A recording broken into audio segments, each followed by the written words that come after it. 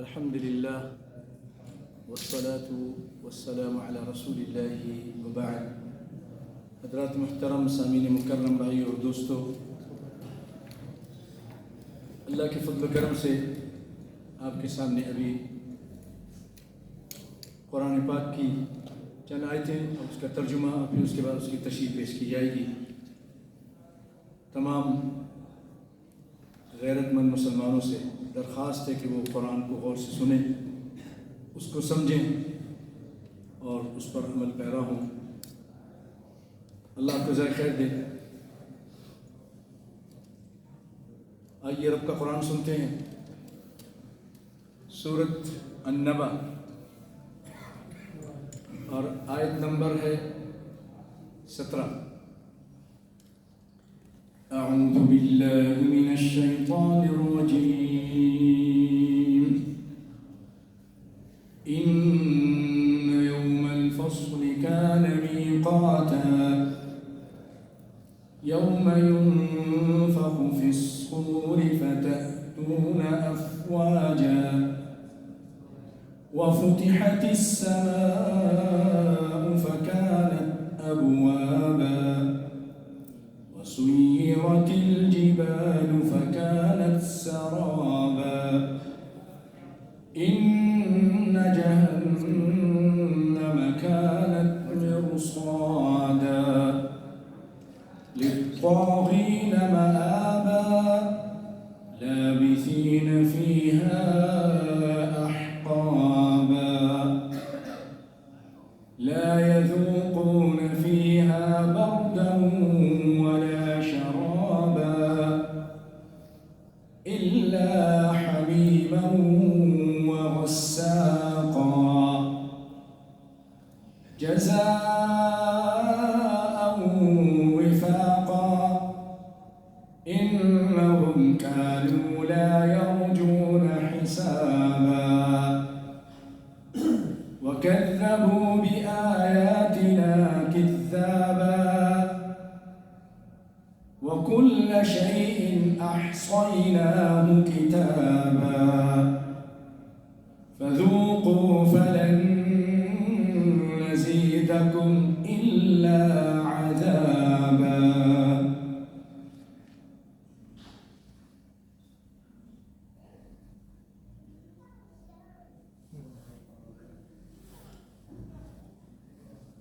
آئیے ترجمہ سنتے ہیں.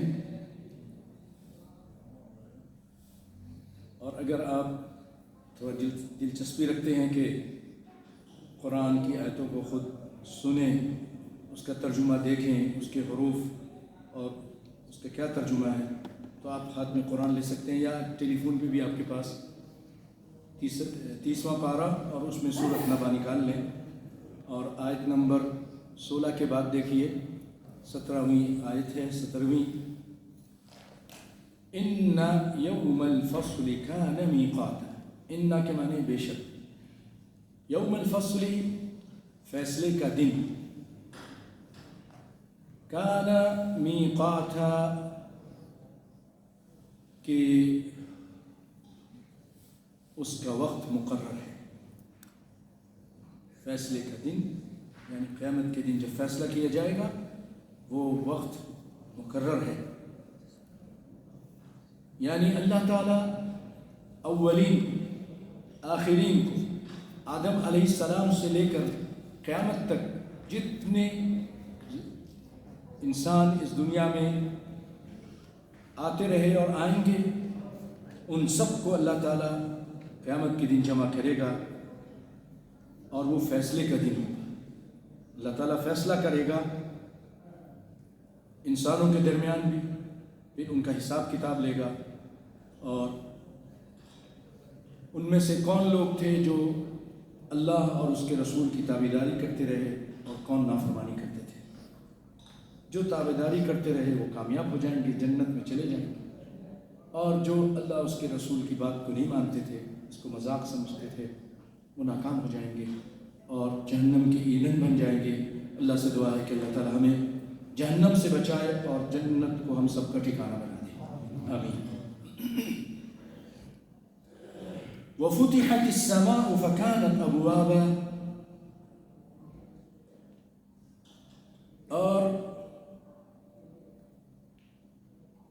ایک آیت رہ گئی، یوم ينفخ فی الصور فتأتون افواجا، اور جس دن سور میں پھونکا جائے گا، سور میں فرشتہ پھونک مارے گا، جس دن سور میں پھونکا جائے گا پھر تم فوج در فوج چلے آؤ گے۔ کیا مطلب؟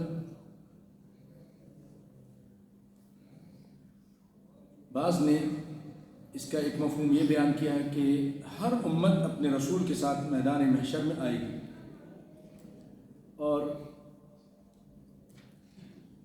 قرآن پاک میں اللہ تعالیٰ نے سورۃ الزمر میں اس سور کے پھونکے جانے کا ذکر کیا ہے، اور وہ فرماتا ہے آیت نمبر 68 میں، وَنُفِخَ فِي الصُّورِ فَصَعِقَ مَنْ فِي السَّمَاوَاتِ وَمَنْ فِي الْأَرْضِ إِلَّا مَنْ شَاءَ اللَّهُ ثُمَّ نُفِخَ فِيهِ أُخْرَى فَإِذَا هُمْ قِيَامٌ يَنْظُرُونَ، اور سور میں پھونک دیا جائے گا، یعنی سور پھونک دیا جائے گا، پس آسمان اور زمین والے سب بے ہوش ہو کر گر پڑیں گے، مگر جسے اللہ چاہے گا وہ بے ہوش نہیں ہوگا۔ مطلب ثم نفخ فیہ اخری، پھر دوبارہ سور پھونکا جائے گا، پس وہ فَإِذَا هُمْ قِيَامٌ يَنْظُرُونَ، پھر وہ ایک دم کھڑے ہو کر دیکھنے لگ جائیں گے، قیامت برپا ہو جائے گی۔ اس کے بارے میں مفسرین لکھتے ہیں کہ کل 2 سور ہوں گے، 2 مرتبہ سور پہ پھونکا جائے گا۔ پہلا تو جس کو نفخ فزع کہتے ہیں، گھبراہٹ ہوگی، سب گھبرا جائیں گے، آواز آنا شروع ہو جائے گی، سب پریشان ہو جائیں گے۔ فَصَعِقَ مَنْ فِي السَّمَاوَاتِ، اور پھر دوسرا اس میں کیا ہوگا کہ سب لوگ بے ہوش ہو کے گر جائیں گے۔ بہرحال بعض کے نزدیک یہ نفخہ اولا ہے، اسی سے سخت گھبراہٹ طاری ہوگی اور سب کی موت واقع ہو جائے گی۔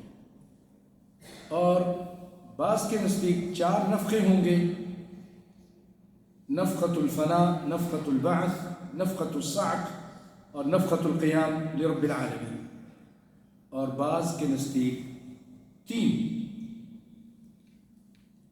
اور پھر مفسری لکھتے ہیں کہ راجح یہ ہے کہ 2 نفخے ہوں گے، ایک جب فضا ہوگا اور دوسرا پھر سب بے ہوش ہو جائیں گے، اور جو لوگ کہتے ہیں کہ 3 ہوگا اس میں کہ تیسرے میں پھر سب لوگ، جب تیسرا سور پھونکا جائے گا تو سب لوگ قبروں سے نکل آئیں گے، اور جو اس وقت بے ہوش ہو گئے تھے وہ بھی ہوش میں آ جائیں گے، اور قبروں سے نکل کر سب محشر، میدان محشر کی طرف چلیں گے۔ بہت ہی ہولناک دن ہوگا وہ۔ بھائیو، اس کی جب احادیث میں پڑھ رہا تھا اس کی تفسیر، تو اللہ رب العالمین سور پھونکے جانے کے بعد پوچھے گا کون باقی ہے؟ فرشتہ کہے گا اللہ تیرے عرش کے اٹھانے والے زندہ ہیں، جبرائیل میکائیل زندہ ہیں، اسرافیل۔ پھر اللہ رب العالمین حکم دے گا عرش کے اٹھانے والوں کو کہ ان کو بھی موت آ جائے، وہ مر جائیں گے۔ پھر جبریل علیہ السلام، ان کو بھی حکم دیا جائے گا، وہ بھی فوت ہو جائیں گے، مر جائیں گے۔ کل نفس ذائقۃ، اور اسرافیل بھی اسی طرح۔ اب کون باقی ہے؟ کہا اللہ تیری ذات باقی ہے جو ہمیشہ رہنے والی ہے، اور میں ہوں اسرافیل۔ اللہ تعالیٰ ان کو بھی فوت کر دے گا اور فرمائے گا پھر لمن الملک اليوم للہ الواحد القہار، کس کے لیے بادشاہت ہے؟ کل من علیہا فان ویبقى وجہ ربک ذو الجلال والاکرام، ہر ایک کو فنا ہے، سب مر جائیں گے، کوئی باقی نہیں رہے گا۔ صرف اللہ رب العالمین، وہ جو ہمیشہ سے زندہ ہے، ہمیشہ رہے گا۔ کبھی اس کو پڑھا کریں، اس سے دل نرم ہوتا ہے۔ آگے چلتے ہیں۔ وَفُتِحَتِ السَّمَاءُ فَكَانَتْ أَبْوَابًا، اور آسمان کھول دیا جائے گا تو اس میں دروازے ہو جائیں گے، دروازے بن جائیں گے، جس کی وجہ سے فرشتے زمین پر اتریں گے۔ اللہ اکبر۔ وَسُيِّرَتِ الْجِبَالُ فَكَانَتْ سَرَابًا، اور پہاڑ، سیرت کے معنی چلائے جائیں گے، پہاڑ چلائے جائیں گے، بس وہ سراب ہو جائیں گے۔ سراب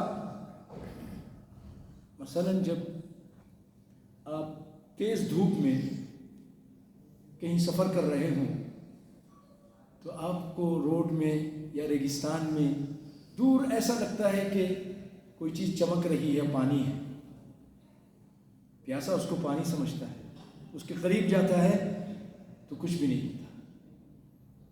اللہ اکبر۔ پہاڑ کو اللہ تعالیٰ ایسا کر دے گا جیسے کچھ نظر آئے گا، لیکن قریب جا کے دیکھیں گے کچھ نہیں ہوگا۔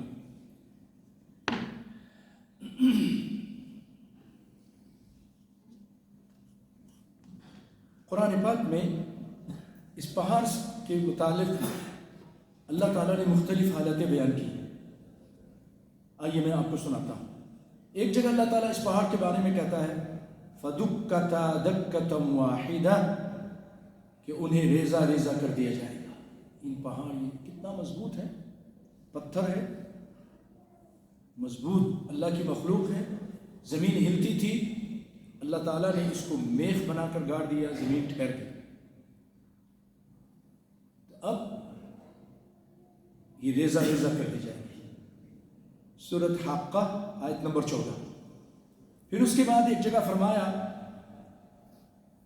کالعہن المنفوش، سورۃ قارعہ آیت نمبر 5، کہ وہ دھنی ہوئی روئی کی طرح ہو جائیں گے۔ پہاڑ تصور کیجئے، اتنے بڑے بڑے پہاڑ ہیں، یہ دھنکی ہوئی یا دھنی ہوئی روئی کی طرح ہو جائیں گے۔ ایک اور جگہ فرمایا فَكَانَتْ هَبَاءً مُنبَثًّا، فَكَانَتْ هَبَاءً مُنبَثًّا، سورۃ الواقعہ آیت نمبر 6، وہ گرد و غبار ہو جائیں گے، یہ پہاڑ گرد و غبار ہو جائیں گے۔ اور جیسے یہاں پر فرمایا لا شیء، کہ فَكَانَتْ سَرَابًا، کچھ بھی نہیں ہوگا، سراب۔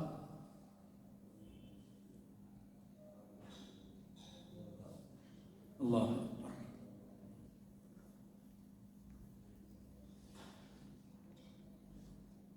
ان جہنم کانت مرصادا، بے شک جہنم، دوزخ گھات کی جگہ ہے۔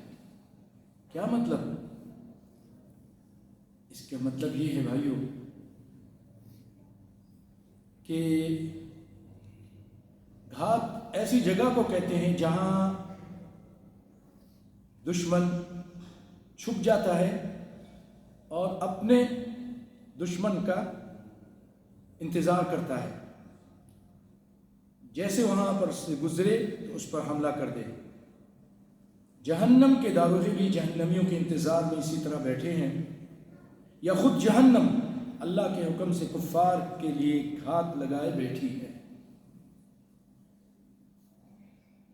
تکاد تمیز من الغیظ، قریب ہے کہ وہ غصے سے پھٹ پڑے۔ آگ، جہنم کی یہ آگ بھائیو، ہمیں تھوڑا اس کو یاد رکھنا چاہیے۔ کوئی بھی غلط کام میں کروں یا آپ کریں تو ہم پوچھیں کہ یہ کام اس کا نتیجہ کیا ہے۔ آگے جہنم ہے، قبر ہے، اندھیری کوٹری ہے جہاں کوئی کام نہیں ہے۔ آپ کے عزیز ترین رشتہ دار آپ کو وہاں چھوڑ کے آ جائیں، بیٹا، ماں باپ، بھائی بہن، سب اکیلا چھوڑ کے دفنا کے آ جائیں گے۔ آپ نے وہاں سب کچھ فیس کرنا ہے، مقابلہ کرنا ہے۔ فرشتے آئیں گے، ان کے سوالوں کا جواب دینا ہے۔ اچھے اعمال ہیں تو اللہ کی طرف سے ندا آئے گی کہ اس کے لیے جنت کی کھڑکی کھول دو اور اس کو جنت کا باغیچہ بنا دو، اور اس کو کہا جائے گا کہ تم آرام سے سو جاؤ، اللہ اکبر، یا تم یہاں آرام کرو۔ اور اگر وہ غلط کام کرتا رہا دنیا میں، نمازوں کی پابندی نہیں کرتا تھا، شرک کرتا تھا، بدعت کرتا تھا، خرافات کرتا تھا، حرام حلال کا خیال نہیں رکھتا تھا، جیسے پیسہ ملے بس پیسہ چاہیے، ہم نے گھر بنانا ہے سود پہ ہی بن جائے، اللہ اکبر، سود کتنا بڑا گناہ ہے۔ کتنے لوگ ہیں کہ بینک سے لے کر یہ گھر بناتے ہیں، گاڑیاں خریدتے ہیں، بھول جاتے ہیں کہ یہی گاڑی کل اس میں ایسا نہ ہو کہ اس کی لاش گری، یہی گھر اس کے جہنم جانے کا سبب بن جائے، اس کے بچے یوز کریں گے، استعمال کریں گے، اور اس کو جہنم میں قبر میں عذاب ہوگا، اسی وجہ سے کہ حرام لیا تھا، سود لیا تھا۔ ہر قدم سے پہلے سوچیں کہ میرا یہ قدم کہاں جا رہا ہے۔ اگر اللہ اس کے رسول کی فرما برداری میں ہے تو جنت کی طرف جا رہا ہے، اگر اللہ اس کے رسول کی نافرمانی میں ہے تو جہنم کی طرف جا رہا ہے۔ اللہ مجھے بھی، آپ کو بھی، اور ہماری اولاد کو سب کو ہدایت عطا فرمائے، آمین۔ تو جہنم گھات میں للطاغین مآبا، سرکشوں کا ٹھکانہ وہی ہے۔ جو سرکش ہیں، اللہ اس کے رسول کے نافرمان ہیں، باغی ہیں، ان کا ٹھکانہ وہیں جائیں گے۔ لابثین فیہا احقابا، اس میں وہ مدتوں پڑے رہیں گے، مدت۔ احقاب حقوق کی جمع ہے، احقاب جمع ہے حقوق کی، اور حقوق کے معنی ہیں زمانہ، مراد اس سے کیا ہے؟ ابد الآباد، ہمیشہ ہمیشہ ہمیشہ، کبھی نہ ختم ہونے والی زندگی، جنتی جنت میں، جہنمی جہنم۔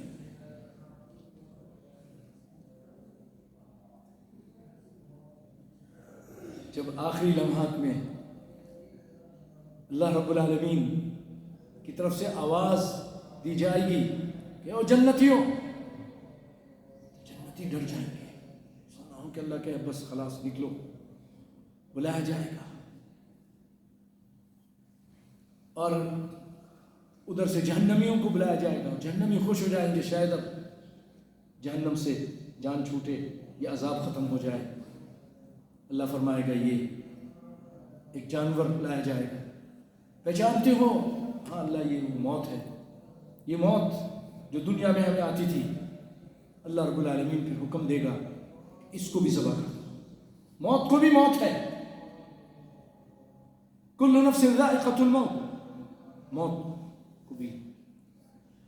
اب اس کے بعد کہا جائے گا جنتیوں جنت میں رہو ہمیشہ ہمیشہ، کبھی موت نہیں آئے گی، اور جہنمی اس دن پچھتائیں گے، افسوس کریں گے۔ اب ان کو پتہ چل جائے گا جہنم میں جلتے رہنا ہمارا نصیب ہے، اب یہاں موت بھی نہیں آئے گی۔ لا يموت فیہا ولا یحیا، نہ وہ وہاں ایسی حالت ہوگی، نہ مریں گے، نہ مرنے میں نہ جینوں میں، بہت بری حالت ہوگی۔ جیسے کوئی آدمی ہاسپٹل میں پڑا ہے، بہت تکلیف میں ہے، دیکھی نہیں جاتی ہے تکلیف، یا دل کرتا ہے اتنی تکلیف ہے برداشت نہیں ہوتا، ان کو موت ہی آ جائے، وہاں موت بھی نہیں آئے گی، اور وہ وہاں پر جہنم میں، بھائیو اللہ ہم سب کو بچا کے رکھے، ہماری اولاد کو، سب کو، بھائی بہنوں کو، سب کو بچا کے رکھے۔ وَنَادَوْا يَا مَالِكُ لِيَقْضِ عَلَيْنَا رَبُّكَ، مالک کہتے ہیں جہنم کے داروغے کو، اس کو آواز دیں گے جہنمی، اے مالک اپنے اللہ سے کہہ یخفف عنا یوما، کہ ایک دن دنیا میں چھٹی ہوتی تھی، جمعے کو چھٹی ہو جاتی تھی، اتوار کو چھٹی ہو جاتی تھی، عید بقرعید میں جیلوں میں چھٹی ہو جاتی تھی، تخفیف ہو جاتی تھی، اپنے اللہ سے کہہ کہ ہمیں ایک دن تو چھٹی دے، ایک دن بھی چھٹی دے، یخفف عنا یوما من العذاب۔ اللہ فرمائے گا اخسئوا فیہا ولا تکلمون، پڑے رہو، جلتے بھونتے رہو، ہم سے بات مت کرو، ہم تم سے دنیا میں بات کرنا چاہتے تھے. یہ نماز پڑھنا اللہ سے گفتگو ہے. یناجی ربہ. تم آتے نہیں تھے, فجر میں سوتے رہتے تھے. اللہ تعالیٰ سب کو ہدایت دے. اور یہ آگے بہت خطرناک معاملات ہیں, بڑی بڑی پرخطر راہیں ہیں اور بڑی خطرناک منزلیں ہیں. وہاں یہی توحید کام آئے گی, نبی کی اطاعت کام آئے گی. اللہ تعالیٰ ہم سب کے لیے آسانیاں فرمائے. آمین یا رب العالمین. پھر اللہ فرماتا ہے لا یذوقون فیہا بردا ولا شرابا. وہ ایسی جہنم ہے بھائیوں.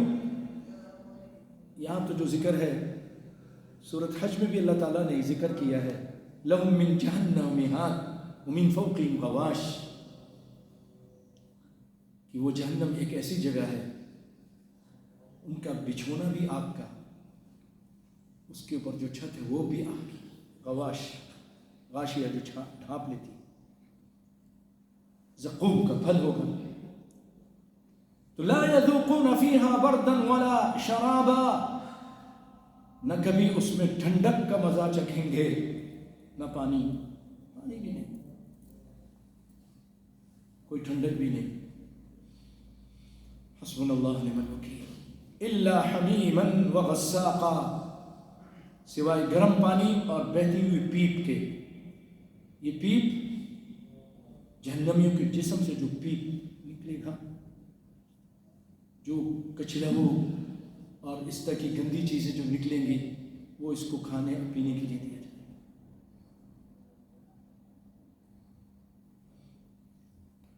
جزاء وفاقا. اللہ فرماتا ہے یہ پورا پورا بدلہ ہے ان کے اعمال کا, جو یہ جیسا کرتے تھے, جیسی کرنی ویسی بھرنی, اس کے مطابق جو دنیا میں کرتے تھے, جو شرک کرتے تھے, جو اللہ کے ساتھ بغاوت کرتے تھے, جو رسول کی سنتوں کا مذاق کرتے تھے, بات نہیں مانتے تھے, اس کا یہ پورا پورا پورا بدلہ ہے.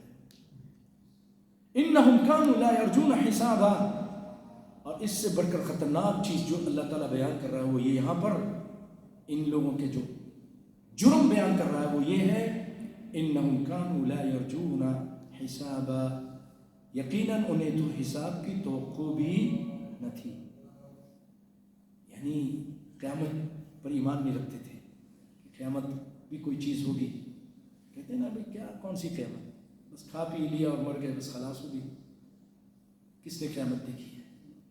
تو قیامت کا انکار کفر ہے. تو انہیں حساب کی توقع ہی نہیں تھی.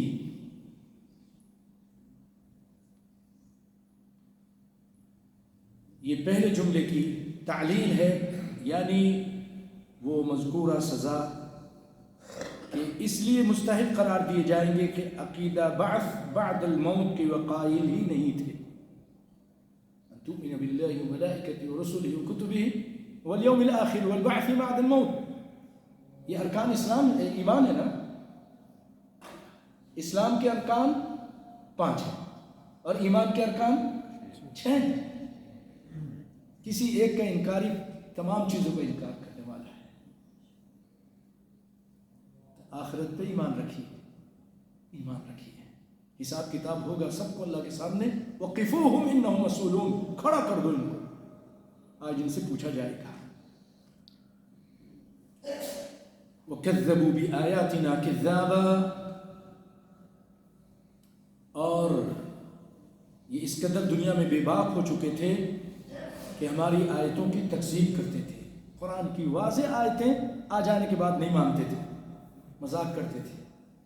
وَكَذَّبُوا بِآيَاتِنَا كَذَّابًا وَكُلَّ شَيْءٍ أَحْصَيْنَاهُ كِتَابًا. اور اللہ فرما رہا ہے کہ ہم نے ہر چیز کو لکھ کر شمار کر رکھا ہے. ہر چیز شمار ہے. یا اللہ کرامن کاتبین یعلمون ما تفعلون. اللہ اکبر. اس سے مراد یا تو لوح محفوظ جو اس میں ہے یا جو فرشتے لکھ رہے وہ ہیں. اور پہلا مفہوم زیادہ صحیح ہے, جیسا کہ دوسری جگہ اللہ تعالیٰ قرآن پاک میں فرماتا ہے وَكُلَّ شَيْءٍ أَحْصَيْنَاهُ فِي إِمَامٍ مُبِينٍ. سورہ یاسین میں اللہ فرماتا ہے کہ ہم نے ہر چیز کو لوح محفوظ میں ضبط کر دیا. فرشتے لکھتے تھے وہاں. آج آپ بھی تو دیکھیے نا، ہمارا دیکھیے دنیا کا سسٹم ہے، ہم اپنے کمپیوٹر میں بیٹھ کے کچھ چیز فیڈ کرتے ہیں اور وہ بڑے کمپیوٹر میں اس کو پھر سیٹ کر دیتے ہیں، وہاں جا کے وہ اپلوڈ ہو جاتا ہے، جمع ہو جاتا ہے کہ نہیں. امریکہ میں اگر کوئی شخص بیٹھا ہوا ہے اور اس کا سینٹر کسی اور جگہ پر ہے، پاکستان میں ہے، یا پاکستان سے امریکی کوئی چیز امریکہ میں بھیج رہا ہے، سب وہاں جا کر فیڈ ہو رہا ہے اور وہاں جمع ہو رہا ہے. تو اگر فرشتے لکھ رہے ہیں تو وہ لوح محفوظ میں وہ بھی منتقل ہو رہا ہے. اللہ کے لیے کوئی مشکل نہیں. تو اللہ کی اس لوح محفوظ میں ہر چیز لکھی ہوئی ہے. فَذُوقُوا فَلَن نَّزِيدَكُمْ إِلَّا عَذَابًا. اللہ فرما رہا ہے اب تم اس چارج شیٹ بیان کرنے کے بعد اب تم اپنے کیے کا مزہ چکھو، ہم تمہارا عذاب ہی بڑھاتے رہیں گے، کمی نہیں ہوگی. کلما خبت زدناہم سعیرا، آگ اگر ٹھنڈی ہوگی پھر اس کو بھڑکا دیں گے. کلما نضجت جلودہم بدلناہم جلودا غیرہا لیذوقوا العذاب. جب بھی کھال جل بھن جائے گی پھر نئی کھال پیدا کر دیں گے، نئی کھال پیدا کر دیں گے، پھر دوبارہ اس کو وہی تکلیف ہوگی. صلی اللہ علیہ. اللہ سے دعا ہے اللہ تو ہمیں معاف فرما دے. یا اللہ ایک لمحے کے لیے ہمیں عذاب نہ کرنا ہے. اللہ ہماری دنیا کی ذلت اور رسوائی سے بچا، قبر کے عذاب سے بچا، جہنم کے آگ سے بچا. یا اللہ جو لوگ سن رہے ہیں ان سب کو، اور رب العالمین جو بعد میں بھی سنیں ان سب کو جہنم کی آگ سے بچا دے، ہم سب کو معاف فرما دے. بارک اللہ فیکم. یہ ہے قرآن پاک. یہ دل کی گہرائی تک اتر جاتی ہے اگر کوئی دل سے اللہ تعالیٰ ہمیں قرآن سے سچی محبت کرتے اس کو پڑھنے، اس پر عمل کرنے کی توفیق عطا فرمائے. یا بھائیو، اب میں آپ کے سامنے نبی کائنات صلی اللہ علیہ وسلم کی سیرت بیان کرنا چاہتا ہوں.